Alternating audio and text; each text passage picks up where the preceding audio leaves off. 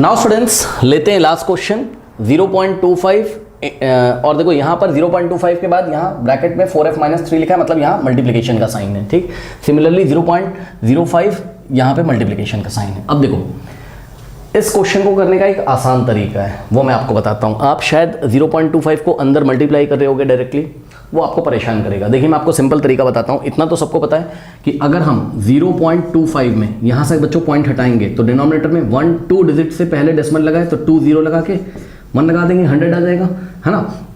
यानी कि हो जाएगा 025। 025 का मतलब 25, है ना, बिकॉज 25 के पहले 0 लिखा है, इसकी कोई वैल्यू नहीं है। ये हो गया 25/100। ठीक, और इसको जब कैंसिल करोगे 25 1 25, 25 4 यानी कि ये बन जाएगा 1/4। यानी कि 0.25 ही किसके इक्वल है, 1/4 के इक्वल है। सिमिलरली 0.05 में भी हम यही काम करेंगे। देखिए 0.05 में हम ये वाला पॉइंट हटाएंगे, नीचे 1 2 डिजिट छोड़ के डेसिमल है, 2 0 आएगा 1। अब देखो 005 का मतलब क्या होता है, 5/100। ठीक, 5 1 5 होता है और 5 2 और फिर ये वाला 0 यहाँ कॉपी करेंगे, यानी कि 1/20।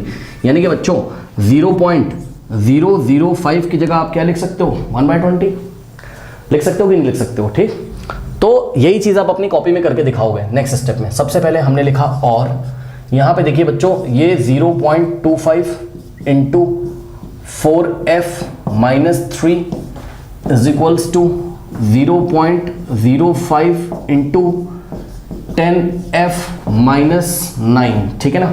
अब ध्यान दें स्टूडेंट्स, यहाँ से हमने पॉइंट को रिमूव किया तो यहाँ आएगा 100। ठीक, फिर यहाँ से हमने इस तरीके से पॉइंट को रिमूव किया, यहाँ भी आएगा 100। ठीक, ऐसे करके आप उनको दिखा दीजिए एग्जाम में। ठीक, ताकि टीचर समझ जाए कि आपने यहाँ पर क्या किया हुआ है। चलिए अब देखिए क्या करेंगे बच्चों हम लोग। नेक्स्ट स्टेप में हम लोगों ने क्या लिखा, यहाँ बच्चे का 025 का मतलब होता है 25। ठीक, अपॉन में 100 into 4f - 3 is equals to, यहाँ बच्चे का 005। 00 का कोई मतलब नहीं है, यानी कि 5/100 इंटू 10f - 9 ऐसा कुछ आपके पास हो गया।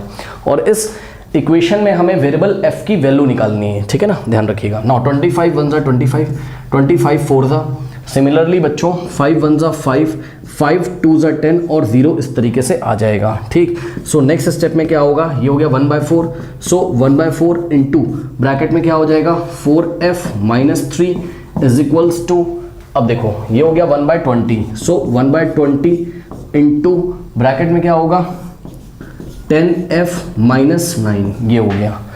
ठीक है, अब ऐसा आ गया। अब क्या करें सर, अब बच्चों ध्यान से चेक करो। अगर आप पता है तो आपको मैं ये बताना चाहता हूँ कि ये जो 1/4 आगे मल्टीप्लाई है इसके, तो इसके डिनोमिनेटर में क्या है 4 है, और 1/20 के डिनोमिनेटर में क्या है 20। और आपको पता है इस पूरे ब्रैकेट में 1/4 मल्टीप्लाई कर रहा है। ठीक, और इस पूरे ब्रैकेट में 1/20 मल्टीप्लाई कर रहा है। तो आप एक काम करोगे नेक्स्ट स्टेप में, वो मैं आपको बताता हूँ। पहले इतना नोट करिए, नोट करिए बच्चों, थोड़ी सी मुझे जगह चाहिए होगी, नोट करिए।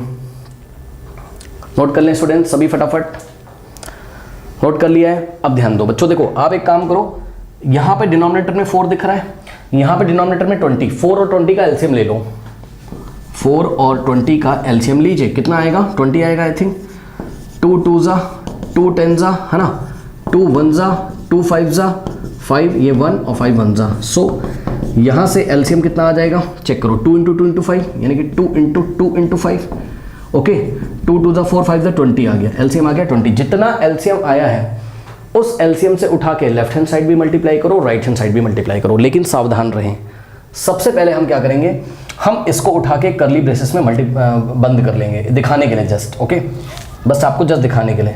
तो हमने क्या किया, हमने इसको करली ब्रेसेस में बंद कर लिया। जब भी आप मल्टीप्लाई करो ना बच्चों, तो आप करली ब्रेसेस में ज़रूर बंद कर लो। हालांकि इस क्वेश्चन में नहीं बंद करेंगे तो काम चल जाएगा, बट फिर भी, क्योंकि कभी कभी कुछ ऐसे टर्म्स होते हैं ना बच्चों, जैसे मान लो ऐसा लिखा हो 2/3 और +6/4, और फिर हम इसको बंद करेंगे जब ऐसे करके ब्रैकेट में, तो फिर 2 से मल्टीप्लाई करेंगे मान लो इसमें, तो दोनों टर्म में मल्टीप्लाई होता है, जस्ट दिखाने के लिए। आई थिंक आप समझ रहे होगे। तो हमने क्या किया, हमने यहाँ बच्चों 20 से लेफ्ट में मल्टीप्लाई किया, यानी कि 20 into 1/4 into 4f - 3 is equals to, और राइट हैंड साइड भी हमने 20 से मल्टीप्लाई किया। सो 20 इंटू 1/20 इंटू 10f - 9, ये देखिए, कोई डाउट है, कुछ नहीं किया है।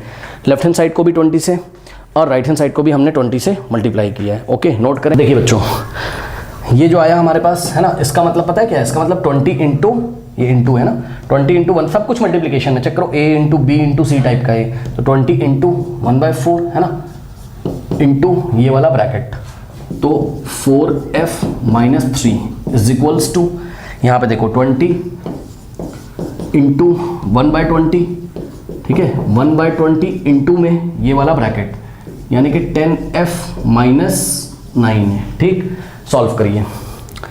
4 1 जा 4 होता है, 4 20 को कैंसिल करेगा, 4 5 जा होता है 20, यहाँ पे और लिख देना। ठीक, सिमिलरली 20 से 20 गया।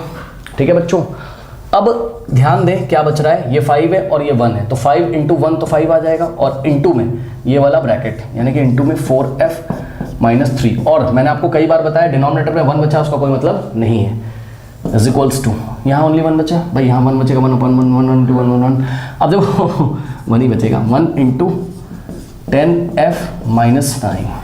ठीक, नाउ ध्यान दो, अब ये जो 5 है ये अंदर मल्टीप्लाई करेगा फर्स्ट टर्म में, फिर सेकेंड टर्म में, तो क्या हो जाएगा 5 इंटू, देखो 5 इंटू 4f, यहाँ तो कोई टेंशन नहीं है, लेकिन जब 5 को सेकेंड टर्म में करोगे तो यहाँ प्लस है और यहाँ माइनस है, पहले साइन का मल्टीप्लाई, प्लस माइनस माइनस, और 5 इंटू 3 5 इंटू 3 ऐसे करके लिख के दिखाएंगे, इज इक्वल्स टू।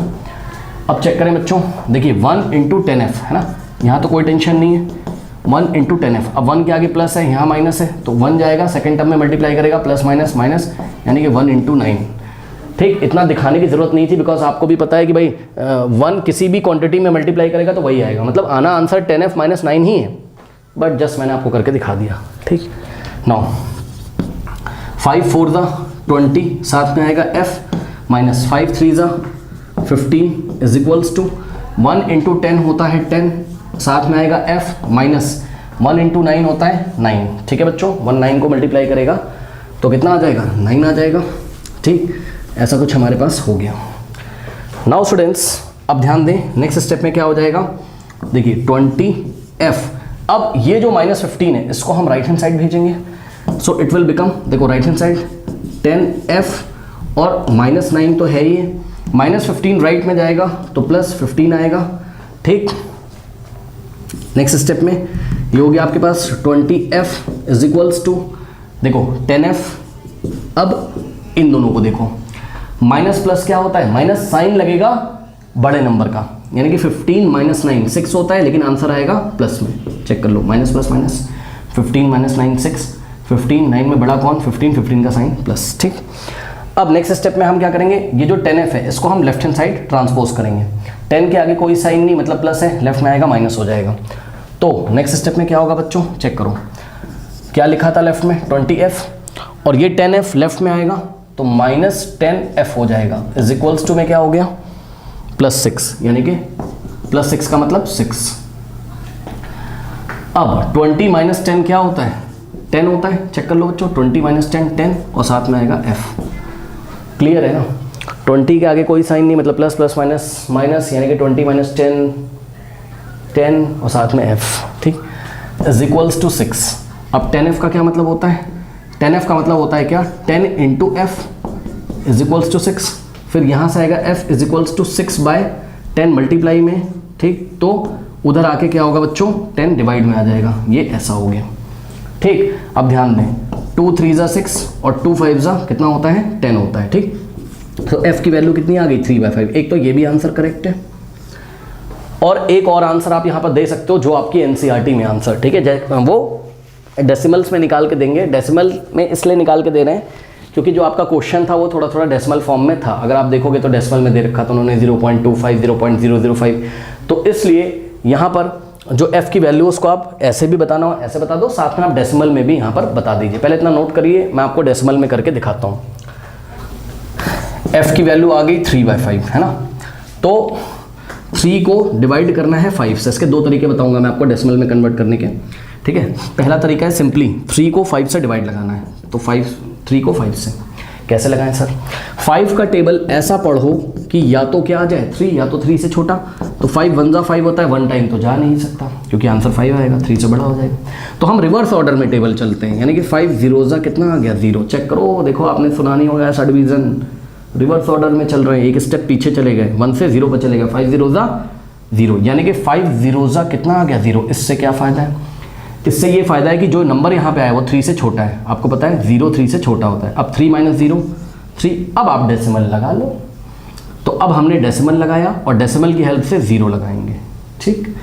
फिर 5 6 होता है 30, रिमाइंडर बच गया 0। लो आंसर कितना आ गया 0.6, यानी कि f की वैल्यू कितनी आ गई 0.6। एक तो ये तरीका है, एक और तरीका है मैं आपको बताता हूँ। f इज इक्वल्स टू बच्चों कितना है 3/5 है, ठीक। अब ध्यान से सुनिए, आप ना नीचे 10 बनाने की कोशिश करो। कैसे करोगे, हमने पढ़ा था रैशनल नंबर वाले चैप्टर में कि इक्विवेलेंट रैशनल बना सकते हैं। मतलब 3/5 में हम जिस नंबर से न्यूमरेटर में मल्टीप्लाई कर रहे हैं उसी नंबर से डिनोमिनेटर में करते हैं तो कोई फर्क नहीं पड़ता है। तो हमने क्या किया, 2 से न्यूमरेटर में और 2 से डिनोमिनेटर में मल्टीप्लाई कर दिया, तो एक इक्विवेलेंट रैशनल नंबर आ जाएगा। क्या 3 2 6 5 2 10। अब चेक कर लो 6/10 क्या होता है 0.6 ही तो होता है। तो इस तरीके से डायरेक्टली भी आप इसको डेसिमल में कन्वर्ट कर सकते हो। Okay student, so please note कर लीजिए।